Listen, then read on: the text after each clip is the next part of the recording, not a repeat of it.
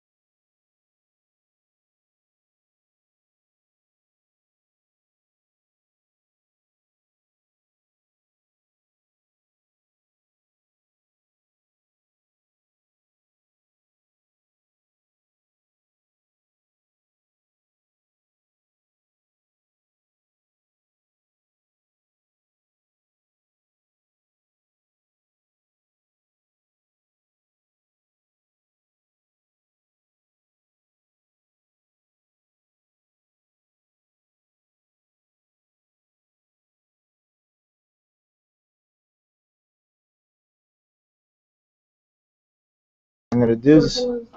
I'm going to go get myself. All right, so we're live. Good evening, everybody, and visitors who must be here for the pizza. They couldn't be just here for Laura.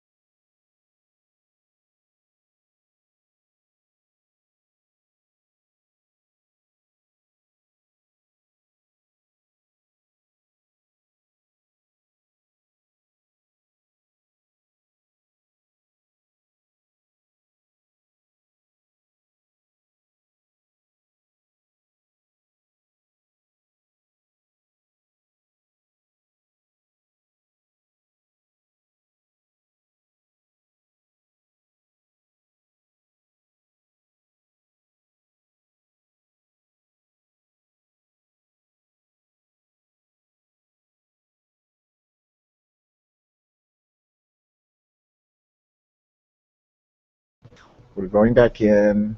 We are live again, and let me get your first slide up.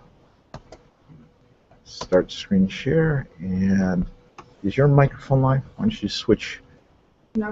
Turn your microphone on. Okay.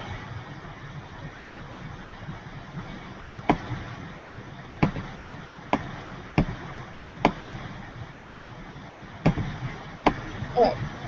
Okay.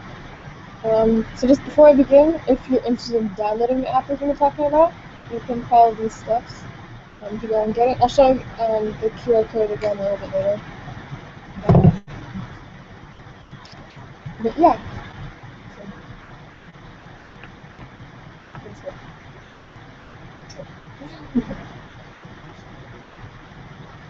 Alright, well, I'm going to be talking about automating semantic metadata collection in the field, and I did so by creating a phone application.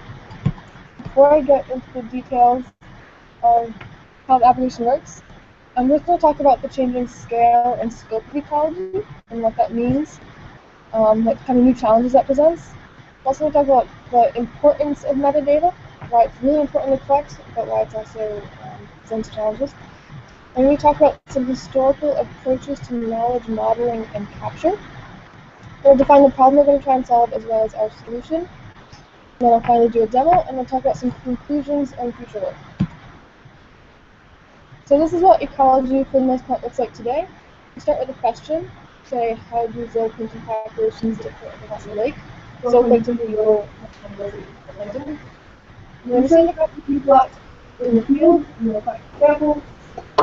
Mention back about to the lab, and maybe after a few days of analysis, draw the data, and then down the road, answer the question.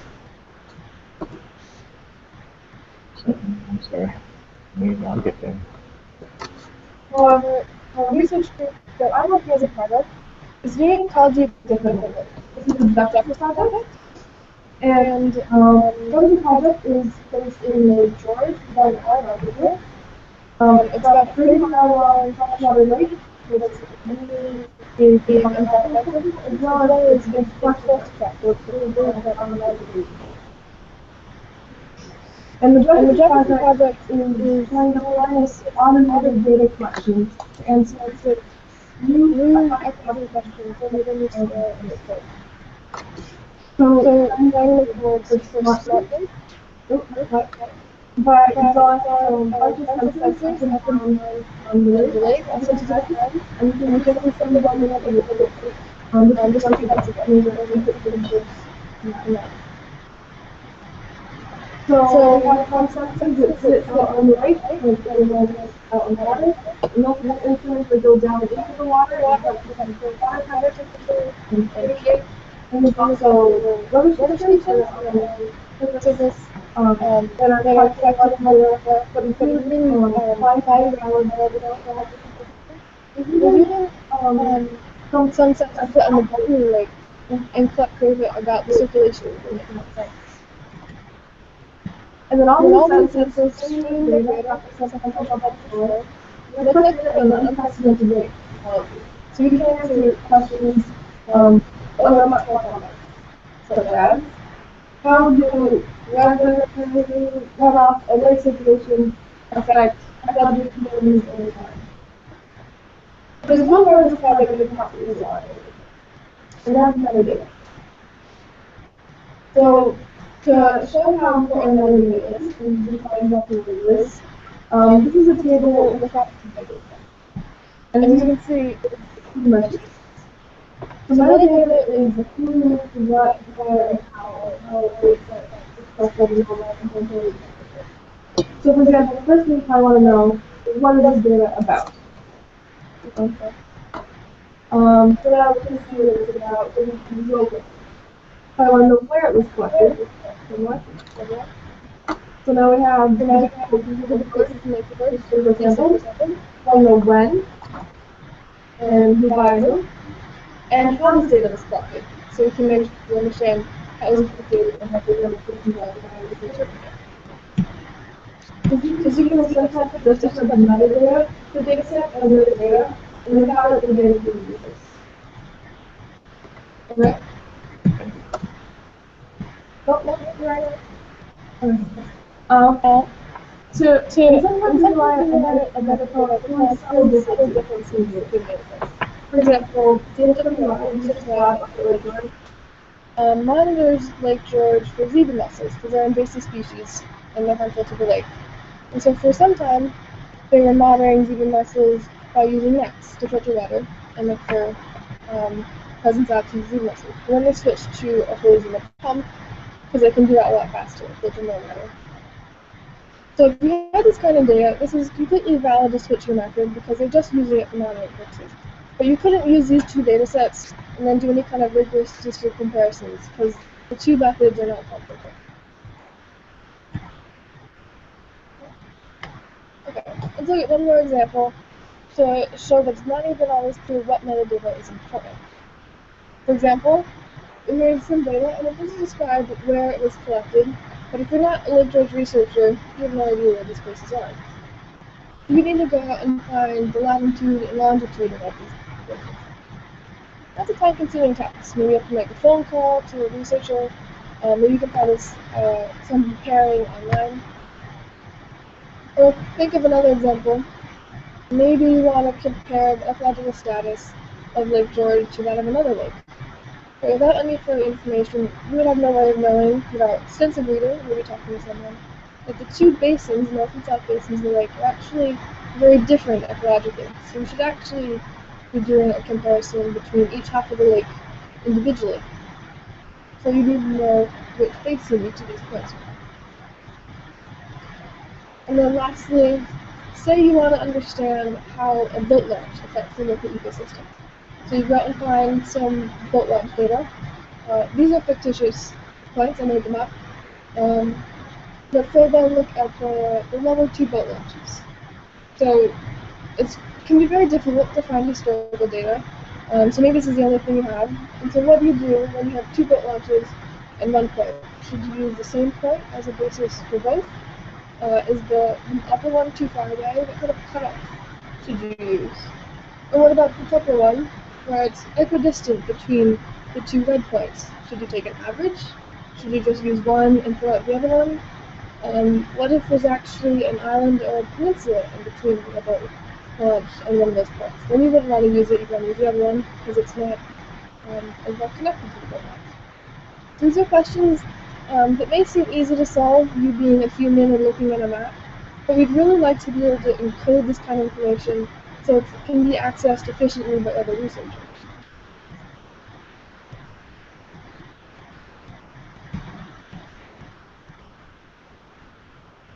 We've seen that metadata is not always straightforward to collect, but it's really important, and it's becoming more important as we're collecting data more and more rapidly.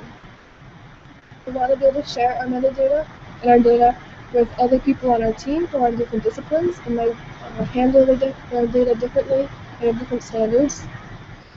We may want to share our data with other people in our field in different research groups, so that we can do comparisons and answer questions about comparing different ecosystems. One more, we even want to be able to just query our own data efficiently. So we really want machine-readable metadata. That's about as efficient as we can get. We want to be able to query for our data, not sift through lots of handwritten documentation.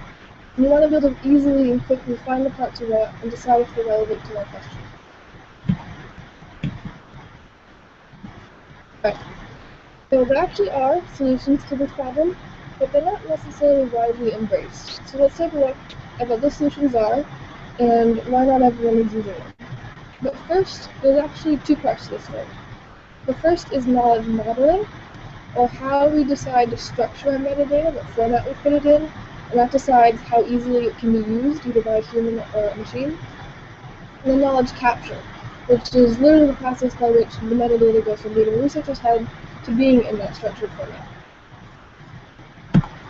We'll just note that research in this area has generally been driven by the knowledge modeling side of things, with the goal of automating data processing.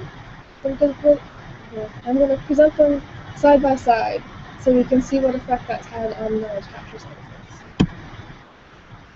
Okay, so I'm going to start with what I call in-house structured spreadsheets. So these are most likely Excel spreadsheets and maybe hand-created forms. And these will be often be consistent over a project or throughout a research team, but they don't necessarily follow any kind of broad, public, widely accepted standard.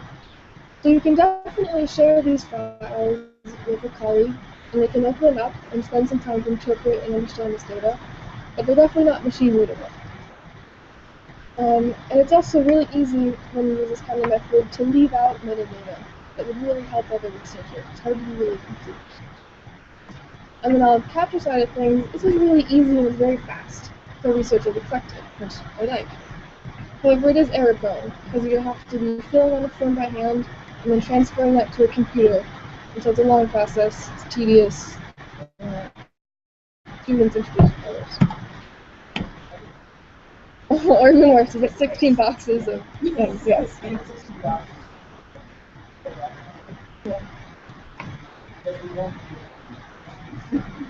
Depending on Okay. Okay. So as I pointed out, there have been many efforts to standardize ecological metadata, and one of these is the ecological metadata language, or EML. And this definitely makes it a lot easier for researchers to find each other's data and to share each other's data. Just consider if you open a file and you can have expectations about where to find things, it's going to be a lot faster for you to use it. However, in practice, researchers have found that EML requires a human to interpret, it's not machine readable. And it also, it only captures kind of high level metadata, So keyword descriptions and how the file is structured, not the more semantic differences that we're looking at, like the build launch example. On the capture side, now that we have a structured standard, you can build some kind of cool forms, some tools to aid the researcher in creating EML. It can be time-consuming to create those forms, and you need to have some technical knowledge of EML in order to do that. So we have a little bit better way of structuring metadata, but it's a little bit more time-consuming and difficult inside the researcher. And finally, this is we come to the solution for all our knowledge problem problems, and that is semantics. So I apologize that the modeling and capture methods don't fit on the same side, but just bear with me. I'll get there. So semantics is the use of ontologies. An ontology is a formalized vocabulary for describing a field of knowledge and the relationships between those concepts. So, for example, the ontology is based on triples, so two nouns and how they're connected via a verb. So you might have a triple that is human is a animal, or the specific person is a human, and then even a machine can then reason that that person is an animal. So anything that you can kind of express in this kind of sentence structure, you can express in an ontology. So they're really powerful for expressing really complex relationships between data. A lot of ontologies already exist for expressing lots of kinds of fields of knowledge, and they're extendable, so you can add on to them, so they can encapsulate more different terms and their relationships. They're also reusable, and when people reuse them, it makes it very, very easy to integrate data sets. If you're using the same set of really well-defined terms, so it's really easy to match up which parts of those data sets are related or equivalent. And as I hinted at the beginning, because it's all very well structured and defined, data stored in this kind of format can be queried and even reasoned by a machine. This particular ontology is an example of one that was developed in-house by Paula, who is not here, but for the Jefferson project. And it's the one that my application will be using, but don't worry about understanding it now. I'll break it down into parts that we'll need to understand what we're using. Yep. So unfortunately, the process for creating metadata in this format gets a bit ugly. For anyone who is not familiar with semantics, it's probably like a bunch of gibberish, which tells us that it requires a good amount of technical knowledge to create this kind of metadata. And unfortunately, the downside of creating machine-readable metadata is that in order for it to work, it has to be done perfectly, which means this is pretty error-prone. So this is some metadata that was created by myself and some teammates in the process of doing some testing, and I found some errors just during the development of my application. So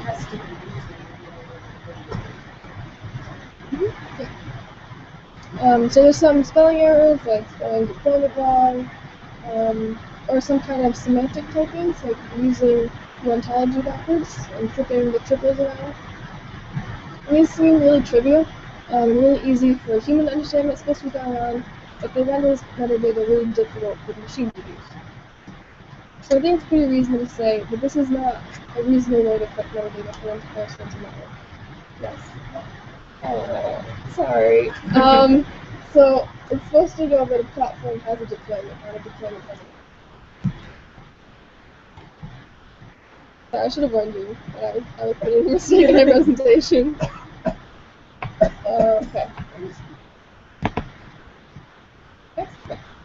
Okay. So we found a really great way to model our metadata knowledge, but that's come at the cost of more time-consuming and more difficult capture on the side of the person who's generating that metadata. In the past, it may have been justified to spend 30 minutes creating some EML document for a single data set, because that would really increase that data's lifespan. But next, in the age where we're rapidly collecting massive amounts of data, such a researcher is completely overwhelmed by that much. create metadata for that much data. So we've come to our problem, and that is to take full advantage of advances in data collection technology, as well as state-of-the-art knowledge modeling. Metadata capture needs to become more efficient. And I'm not going to tackle all of metadata at once. I'm specifically going to focus on deployment metadata. So, in a deployment is the time period when some piece of sensor equipment is out in the field doing its job, collecting data. It's really important to understand or have a record of when all these deployments are going and stopping, which happens very frequently. You just say having to come to that for calibration, or having mechanical failures, or simply being replaced by better technology. And it's really important to have records like this to know how your data was created. For example, say you find out that a certain kind of detector was being calibrated incorrectly. You want to be able to go back to your data and identify all the data sets that were created by that detector and tag them as being low quality, so you're not involved in any kind of rigorous analysis. Yes. So this is our approach. Let's offload all the logic and the reasoning that needs to go into creating machine-readable metadata into an application. As I said before, machine-readable metadata is difficult for a human to create. It's tedious, but it's something that another machine can do really well. So, that can go out with the researcher to make these deployments. The phone can collect some of the data itself, like time and date and GPS locations. And then let's create QR codes, which will uniquely identify each of the objects. And whenever that object needs to be deployed or undeployed, we can simply scan that object. The application will do all of the reasoning, create the metadata, and then upload that metadata to the knowledge base.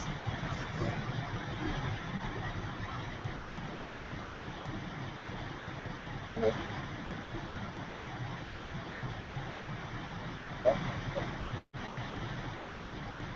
So anyway, I don't know what happened is something just happened.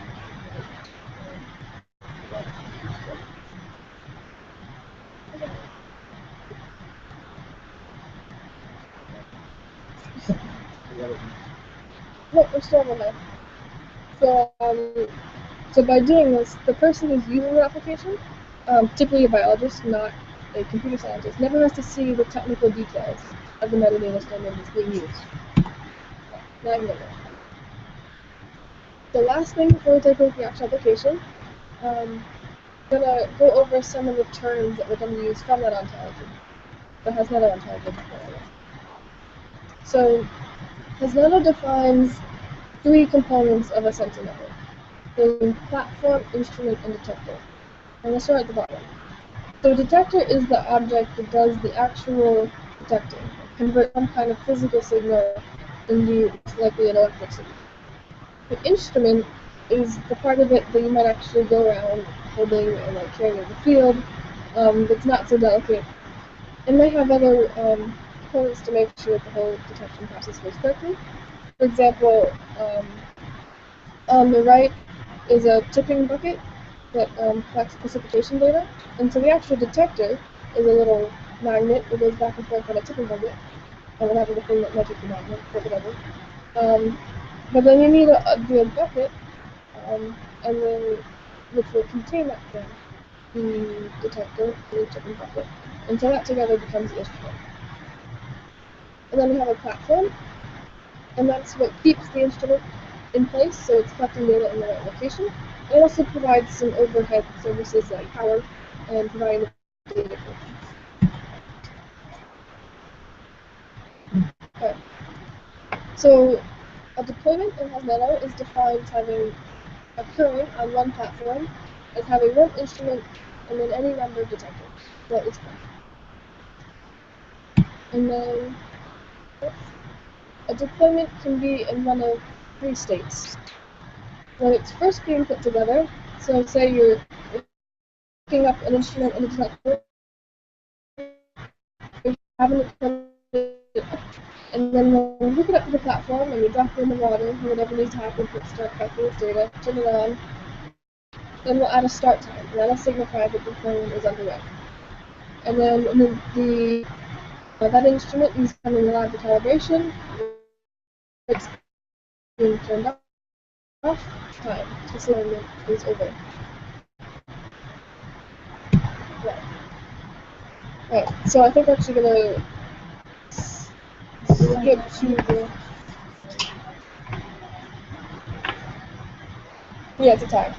So after it started, then we'll remove the under construction. So it's just temporary.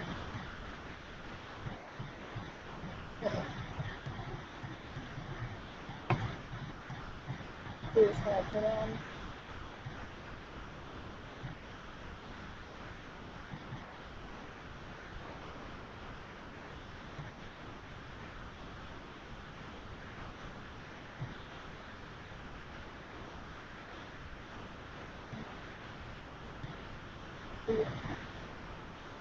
Can you put it on the side? Does anyone want to download the app? Put that the QR code app? Oh, these are different QR codes. There's a QR code to actually download the app. Oh.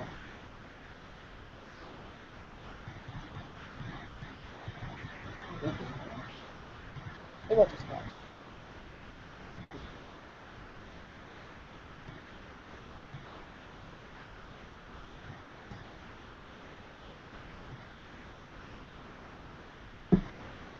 I think it might be overheating this technically.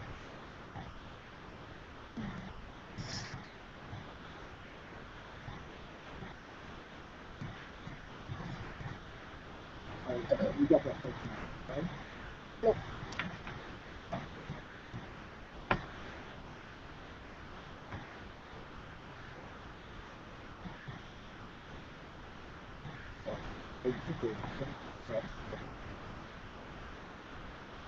Somebody else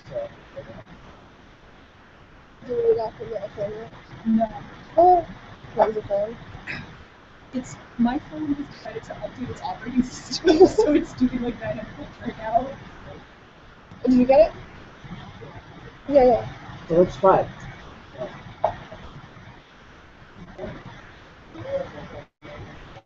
Yeah, it's a completely different phone.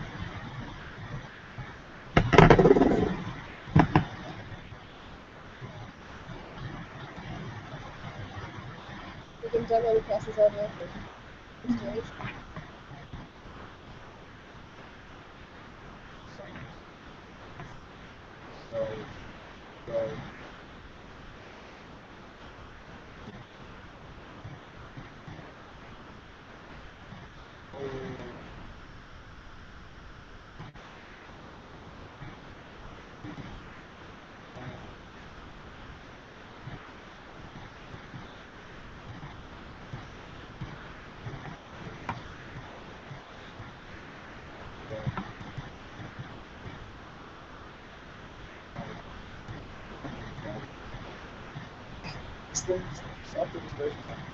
No, but the point is that the application can run waves.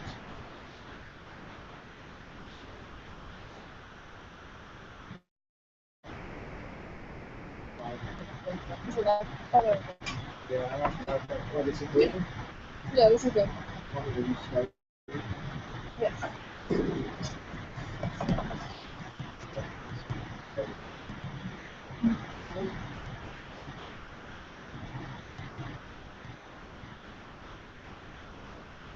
Ah, good. Yes.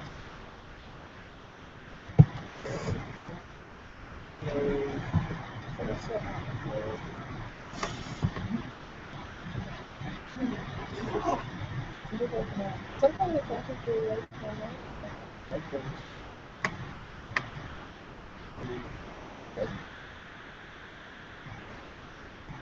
no.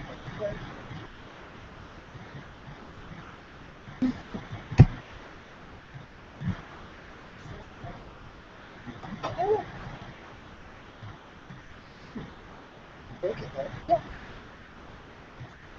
Mm-hmm. Okay, so we're Oh, did you see the app? we're going on. Oh, I just have to make yes, it was list of users. Mm-hmm. Yeah.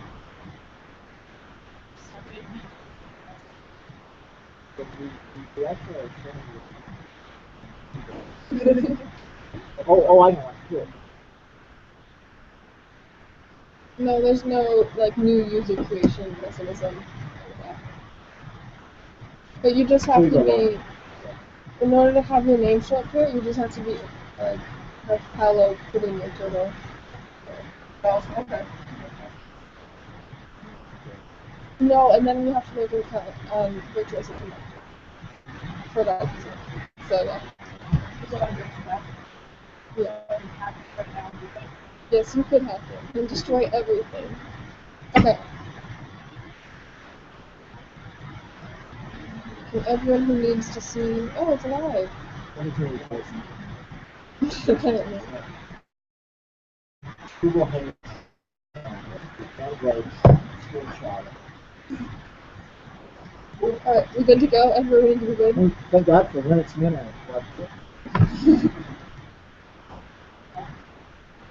Okay. So what Matt and I was talking about is this is creating, it's going to the knowledge base and getting a list of people associated with the project. So I'm going to go and select myself and enter my password. I don't use a password for anything else, so you can see it. Okay, spelled it right. Alright.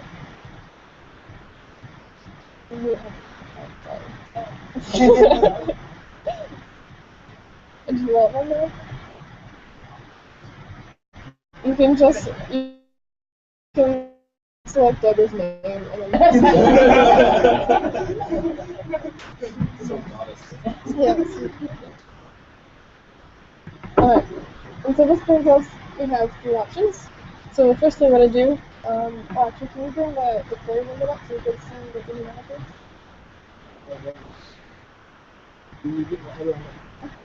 You didn't put me there. You just want a window? What is your Yeah, just a browser. I sent you the query window. Oh. I see how it is. Alright. I'll get that. Alright. So right now the knowledge base is empty. There's nothing deployed.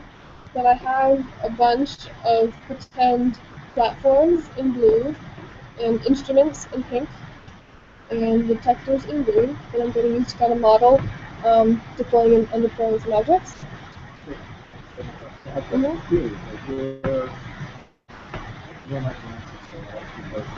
Oh, Jefferson test stack. Jefferson test stack.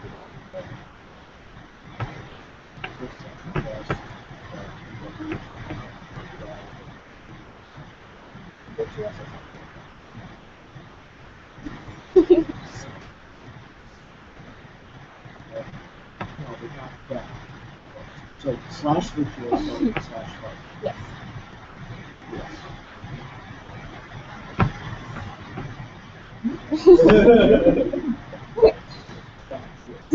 Alright, so let's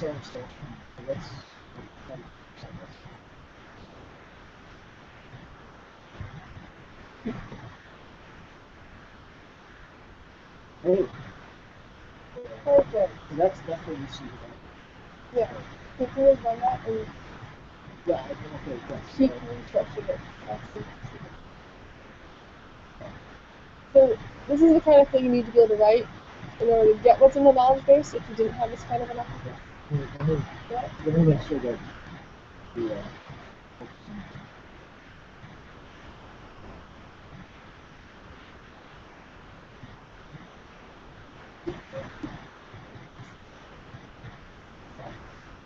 So right now, that's what the knowledge base knows about.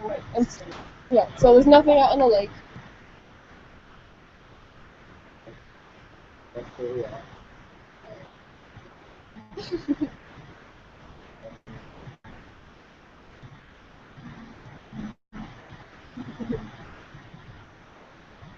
So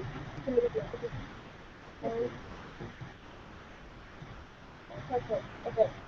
So I'm gonna start by So say I'm in the lab and I have instrument and detector, and I don't want to carry this detector out in the field in my pocket because it's a sensitive thing. So I want to start that deployment, or at least start constructing the deployment now. So I'm going to go to construct deployment. It's going to be loud.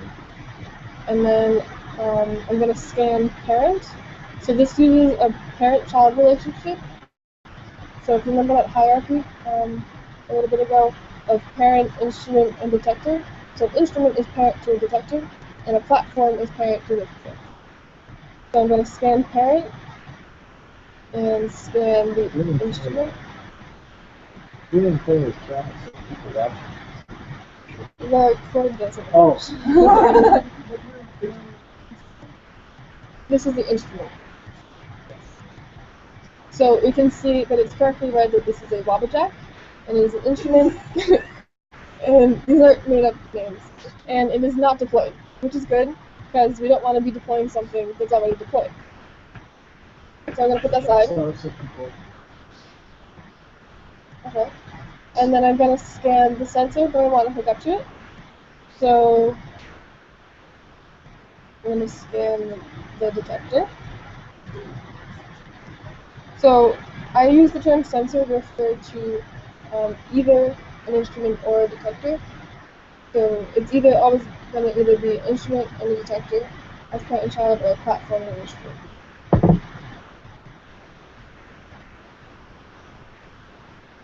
And now we've just scanned a Starlink detector, which is also not deployed. And the app's identified that the next thing we need to do is to construct a new deployment. So we're going to hit that. And I'm going to say yes, you are sure. And it created it. So if we just switch windows and refresh the frame. Yeah. What we're gonna do is just look at it. I just gotta get it to the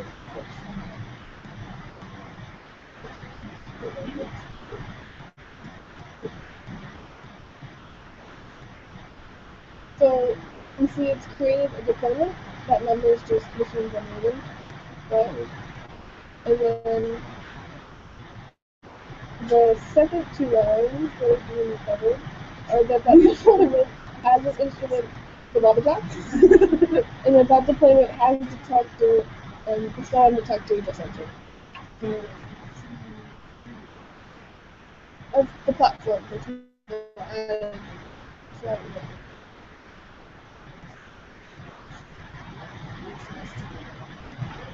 that's just how the deployment and whatever is at either the instrument or the detector at start time, just the connecting relationship.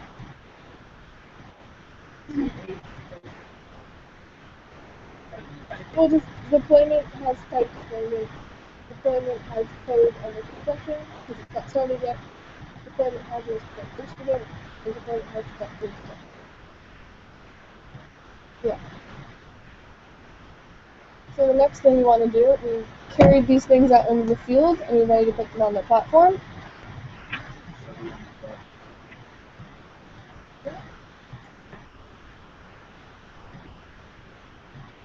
So to keep this parent-child relationship, the parent here is going to be the platform that we want to deploy our instrument on, which is an inconspicuous wooden block, also not deployed. And then we're going to... Yeah, that's because the sensor that's currently stored here is the detector it's left over. Oh, that's what it's saying. So it doesn't let me hit any buttons right now. But if I scan sensor and scan the Wabbajack again,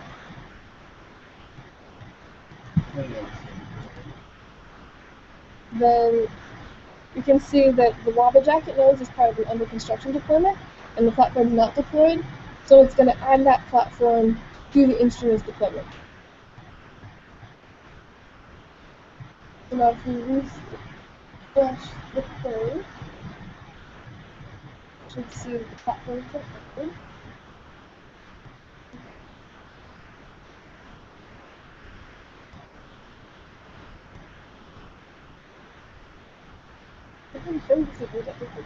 Well, what it is it's expanding. So there's an inconspicuous little block platform. So the last thing you need to do is you need to start it. So if you can go back to the phone.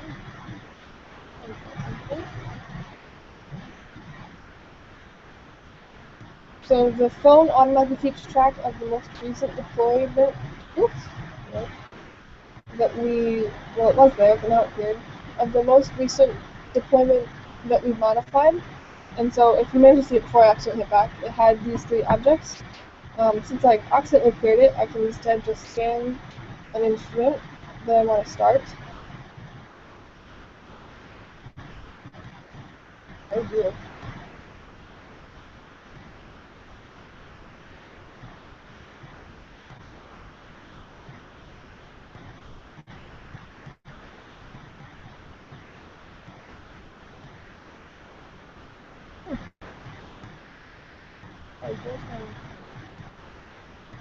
Of course, that didn't happen when I clicked on this morning. Alright. Let's try a different one. So everyone's on right now. I'm waiting for. Oh no, that's that's my fault, not Evan's fault. Alright.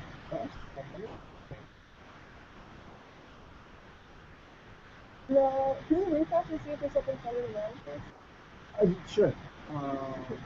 In the meantime, I'm just gonna create a new one. Yes, of course.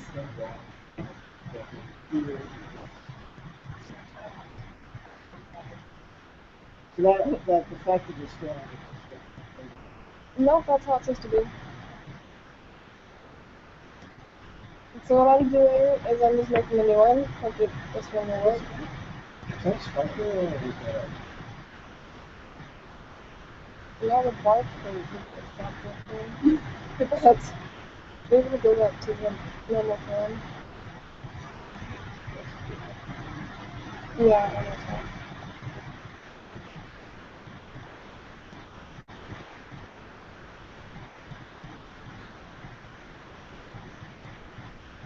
You requested that. Alright. Well, this one works that I just did. So can you refresh and so the one I just did is on top.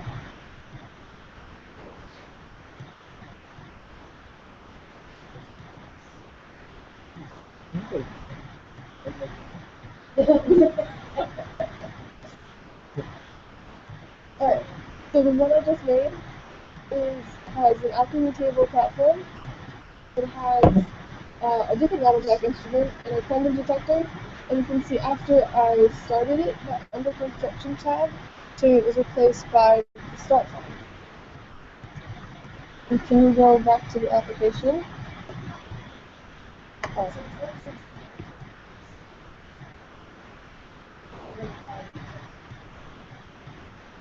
Oh, that's just it's just a generic deployment predicate object. So it captures the start time, the end time, the tag, and average.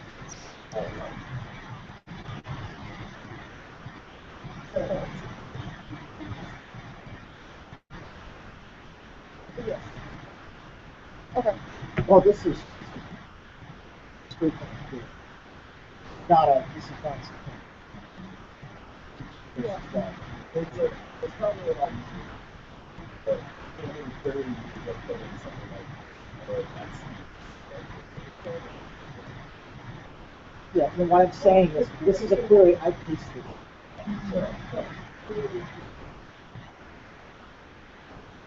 Right. What would you want to put there this year? This is all start time, end time. Yeah.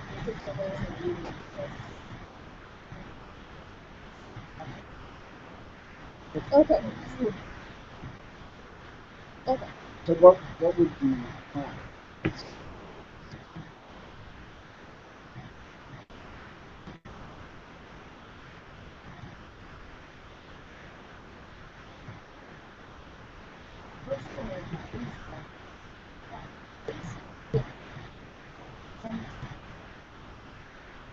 So if we were to change it, what would Yeah, we can do it. think that it's to keep the predicate. Every other Okay, change it to predicate. And then I'll do it.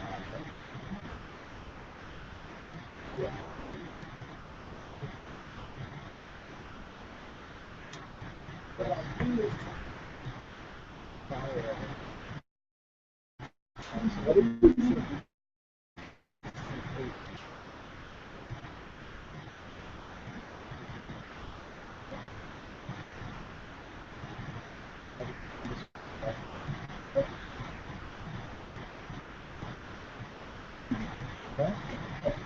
Such a long text. I'll do that.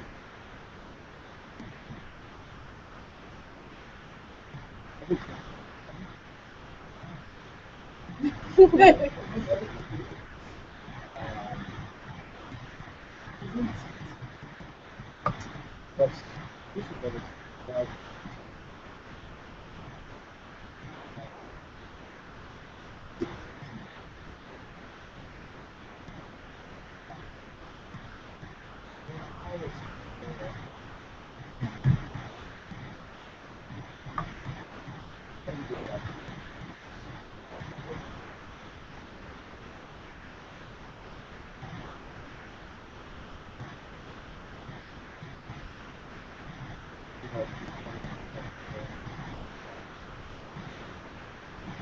Good job.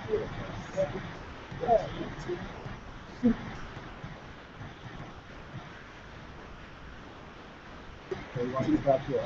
Yes.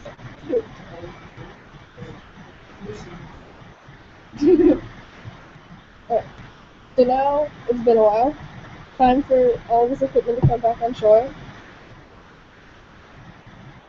So we're going to go back to the main screen. So end deployment. And we can scan any part of this deployment. We're going to scan the instrument. And John. When are we getting an error? so we can see, yes, the knowledge base confirms that it's currently deployed. We have a list of the objects that are part of that deployment, and we can say end deployment. And we'll make sure that we have the right things. From there on, we can go back to deploy and reload, and it's not a end time. What is the third one? The third one. End of that time? Alright. So one, yep.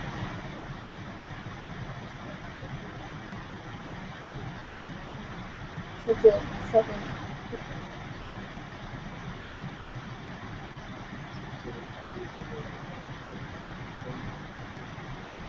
It did, yes, you just never saw it. Look what I was doing it quickly. Right, so there's one more feature I want to show you.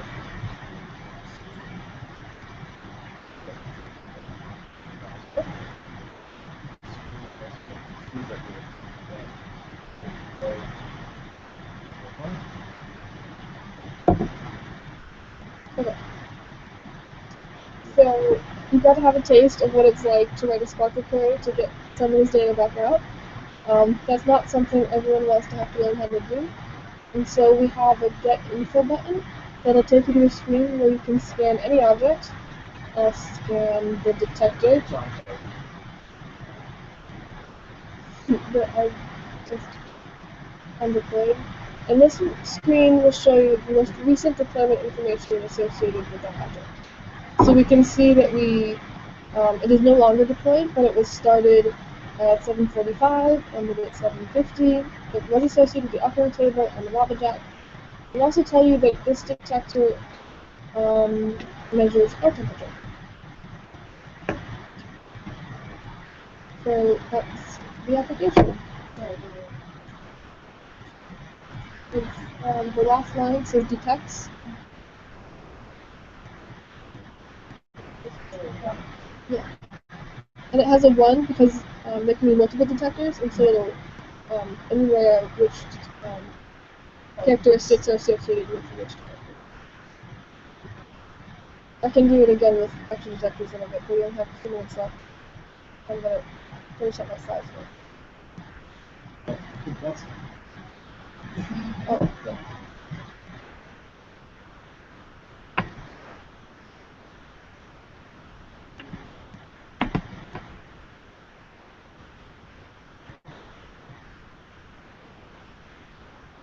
Yeah, can you go down the next one?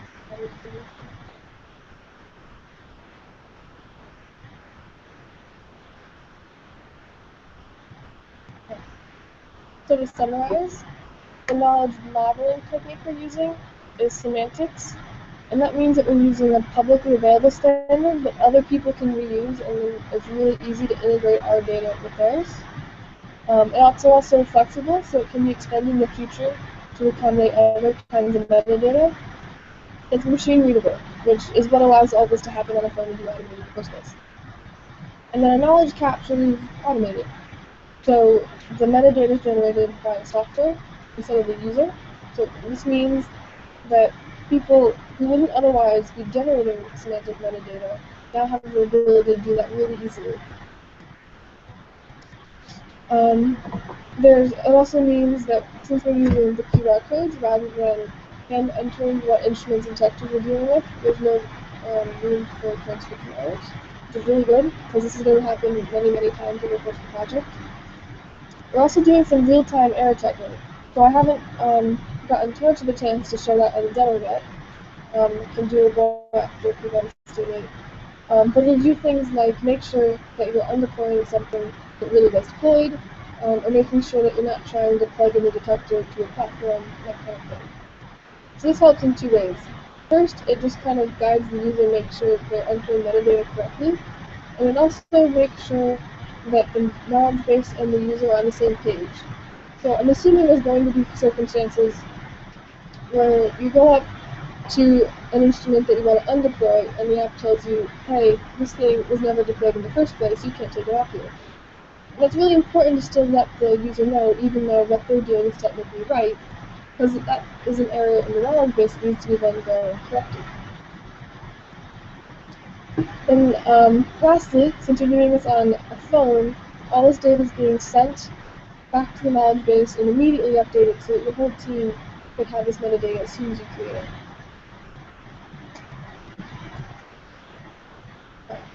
So our some limitations. This is a very heavy upfront approach to collecting metadata.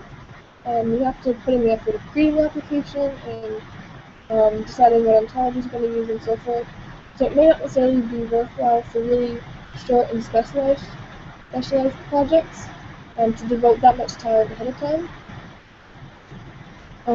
In addition, before you can use this app, all of kind of what I've been using as as instruments is all this information that identifies each of these instruments I've entered beforehand, and this will have to be done for the Junction project. Although this has potential to be a future extension to automate that process as well, registering all the instruments in the knowledge base. I don't know exactly, but the turtle files that you generate are pretty similar to, I mean, it's effectively the same structure that I'm generating this metadata. So I haven't played with it at all yet, but I think you could automate it.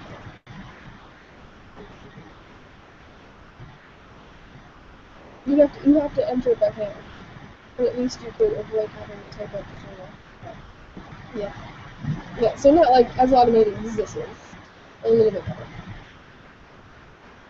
And we'll also have to find a way to affix a QR code to each object so that it will scan the field. I'd also like to note that another alternative might be to use RFID tag to correct things up. But the application works the same way this. Yeah. So, in conclusion, I think it is really worth the effort to devote this time to create a specialized application for especially this kind of process that will be done over and over and over the course of the project, because of how much time you save in the long run. In addition, some really cool tools exist for making applications like these very quickly. I used a tool called MIT App Inventor, which has a LinkedIn extension built by Puna that made it so this application we made really quickly. And I've also never created a mobile application before, and I was able to do it pretty easily. I also want to note that this application could pretty easily go into the hands of any other similar ecological project that was using the same ontology with very minimal changes. It could just go into their hands and they'd be able to use it almost immediately.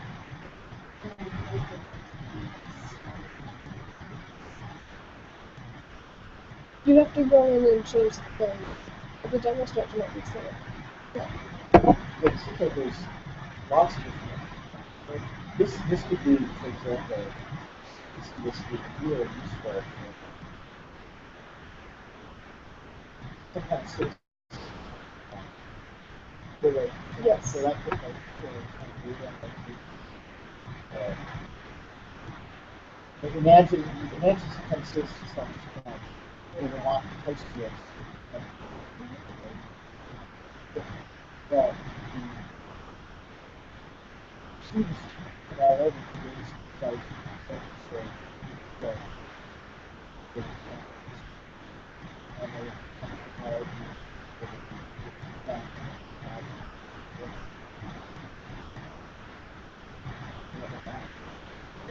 they technology organized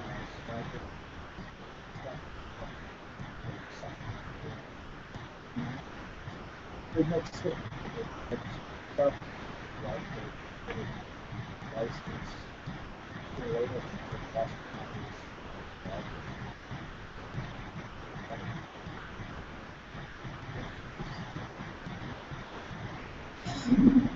it's very cool.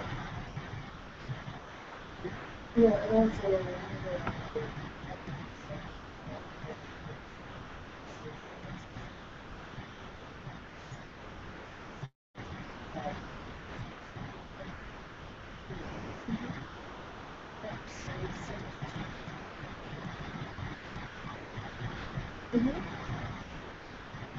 Is it the interface for employee management?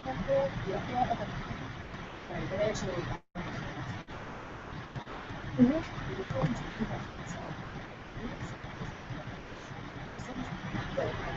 they saw they saw us some of it. Oh, like just a few months ago? Okay.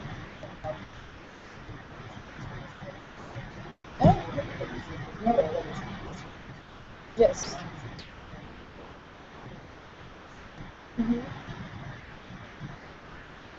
So any other questions? I have some future work. Oh, sorry. Okay. That's the last one. Well, other than the official one.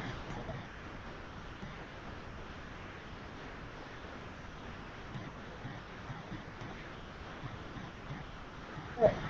So one of the big tasks that I actually am hoping to finish in terms of future work is allow the user to store data locally. This is really important for one reason, which is that there's a dead zone in Lake George where you don't have cell connection. So we don't want to force researchers to go out with pad of paper anyway, just to collect data in that one spot. But also I think that would be really helpful for when you come upon times when there are inconsistencies, like I mentioned earlier about finding that an instrument never got its start time added. You still want to collect that data and just save it for later for entry after you've made the correction in the knowledge base. And that's make sure you're still capturing that data because it is valid data. But inconsistencies are just inevitable. We also like to add methods for collecting and doing calibration data. It's pretty related metadata, as well as any other activities that happen while the researchers are making deployments.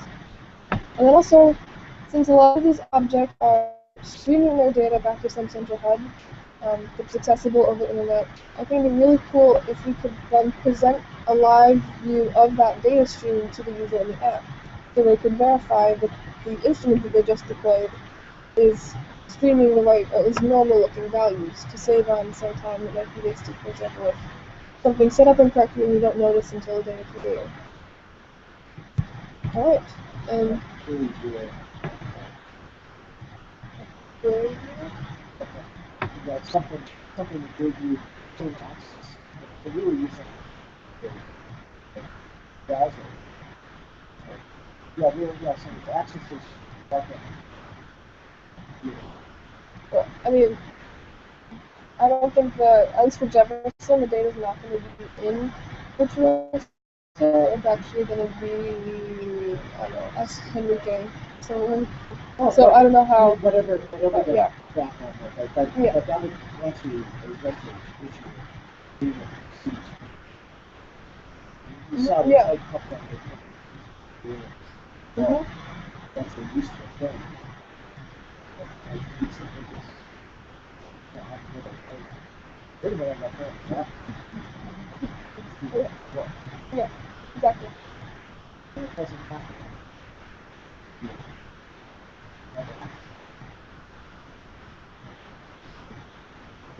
Yeah.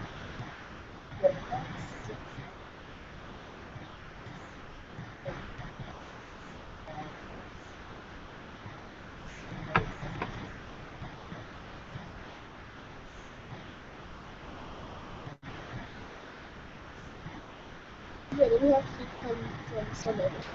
The fish on the right. To it's really good. That's true.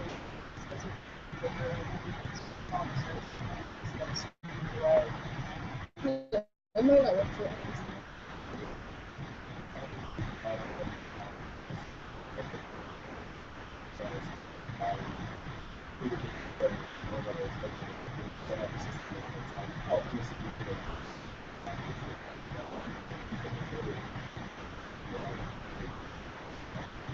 Yes, you're right. But also,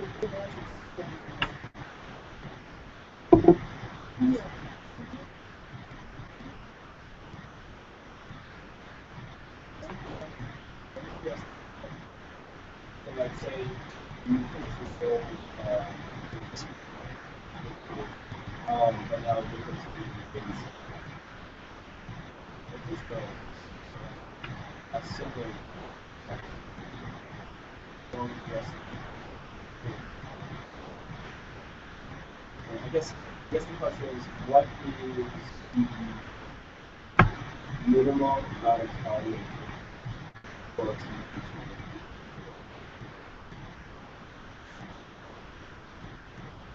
Well, ideally, they usually use the same account. In which case, you could spend no more than a few hours just changing your UI and post the So and it would get right. even if they didn't have the same templates and platform, Well, that's part of what the ontology. That's what the ontology defines. Yeah, they wanted to have some.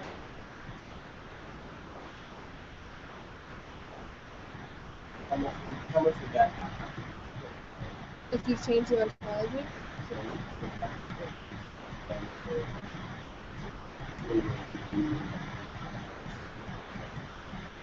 if you change it significantly. So how long would you say sign off for and so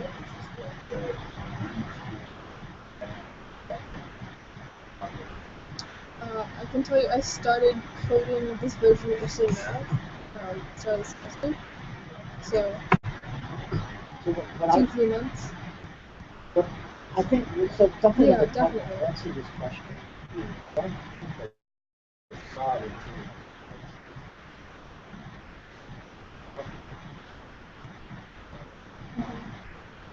actually, well, you could have an architecture project to do the basic side is the going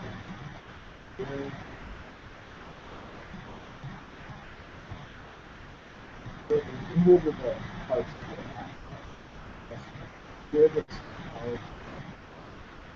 then that's the difference.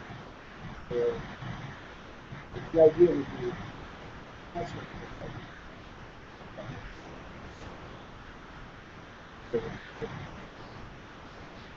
also doing the other what aspects of the system are the system are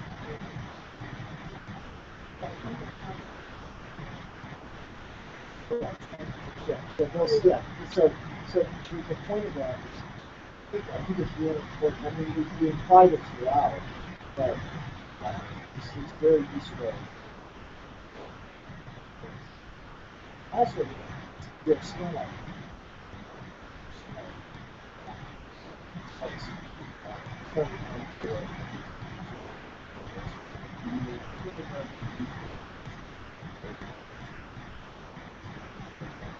well, so so I disagree in the sense that it's if you build a software system, it's a software system.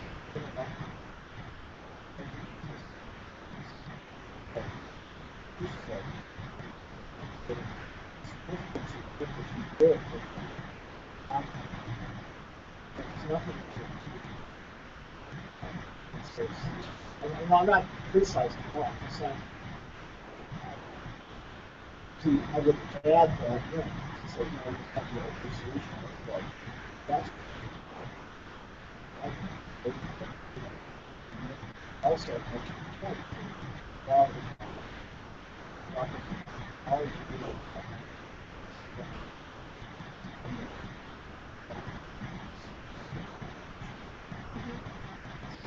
So I would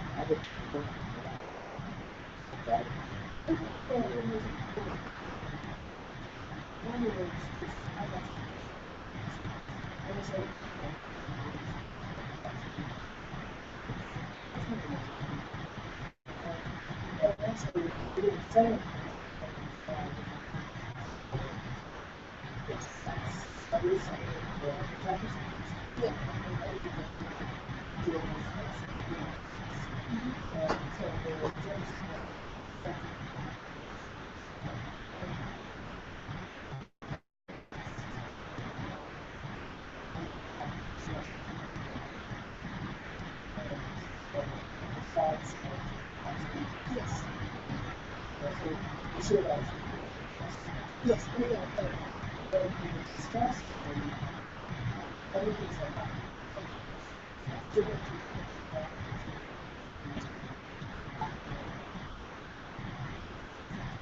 Is that such a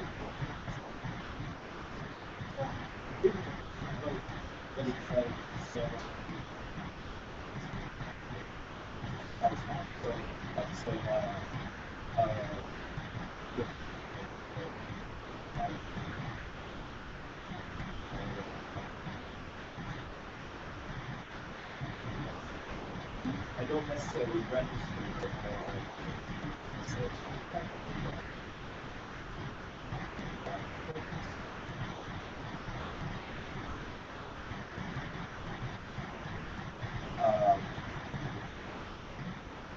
yeah, I mean, I can say that.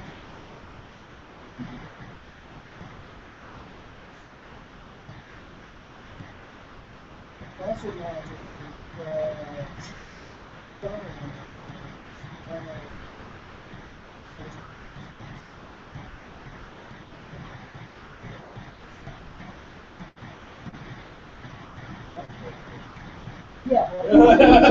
So you basically, you basically have the but it's verbal.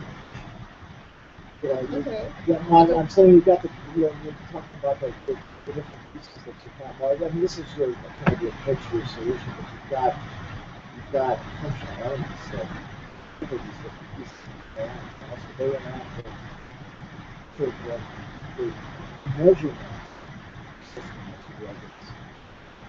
Really exciting. Yeah, I think this is a good idea. Actually, it's a suggestion for those who guys are after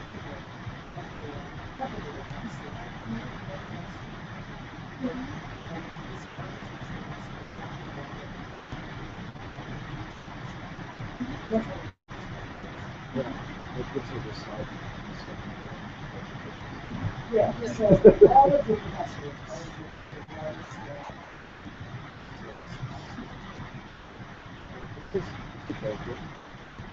This is like this. yeah, we also talked about so evidence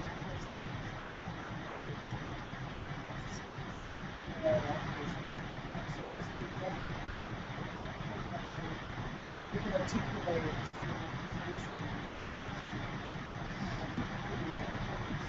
Yeah, this is one of these things where it's like the growth is pretty solid. It's just a matter of expressing it.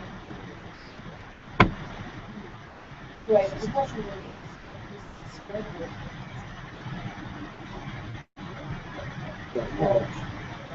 or whether we share so much people this one's package so we can do the but